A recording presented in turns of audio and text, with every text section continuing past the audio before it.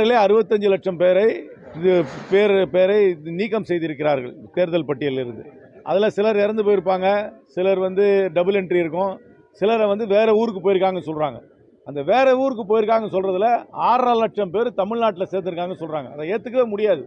பீகார்லேருந்து தமிழ்நாட்டுக்கு வரவங்க நிரந்தரமாக இங்கே வருவது கிடையாது. ஒரு வேலைக்காக வராங்க, ஒரு கன்ஸ்ட்ரக்ஷன் ப்ராஜெக்டாக வராங்க. 6 மாதத்துக்கு ஒருக்க, ஒரு வருஷத்துக்கு ஒருக்க ஒரு இடத்துல ஒருத்தர் மாறிக்கிட்டே இருக்காங்க. அவங்களை எந்த ஒரு சட்டமன்ற தொகுதியிலையும் நிரந்தரமாக இல்லாதவர்களை அந்த சட்டமன்ற தொகுதியில் அவர்களை வாக்காளர்களாக சேர்க்க முடியாது. நீங்களே யோசிச்சு பாருங்க. 6.5 லட்சம் பேர் பீகார்ல இருந்து, அப்புறம் ஒரு 5 லட்சம் பேர் யூபியில இருந்து, அப்புறம் ஒரு 5 லட்சம் பேர் ஒரிசால இருந்து, வெஸ்ட் பெங்கால்ல இருந்து, அஸ்ஸாம்ல இருந்து சேர்த்தார்கள். தமிழ்நாட்டுடைய வாக்காளர் பட்டியலுடைய தன்மையே மாறிவிடும். இதை ஏற்றுக்கொள்ளவே முடியாது. பகுதி நேரமாக ஒரே ஒரு ப்ராஜெக்டுக்காக இங்கே வந்துட்டு போகிறவங்க, அதாவது ஒரு கன்ஸ்ட்ரக்ஷன் ப்ராஜெக்டாக வந்துட்டு போகிறவங்க நிரந்தரமாக இங்கே இல்லாதவர்களை வாக்காளர் பட்டியலை சேர்ப்பதை ஏற்றுக்கொள்ள முடியாது. இதை தேர்தல் கமிஷன் செய்யுது.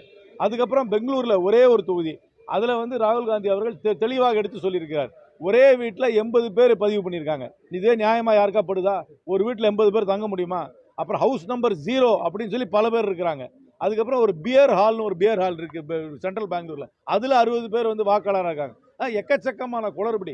இந்த தேர்தல் கமிஷன் நடத்தும் எலெக்ஷன் மீது மக்களுக்கு நம்பிக்கை போய்விடும். அதை தெளிவுபடுத்தாமல் அவர்கள் தேவையில்லாத வாக்குவாதத்தில் ஈடுபடுகிறார்கள். இதை எதிர்த்து நாங்கள் நாளைக்கு ஒரு நடைபயணமாக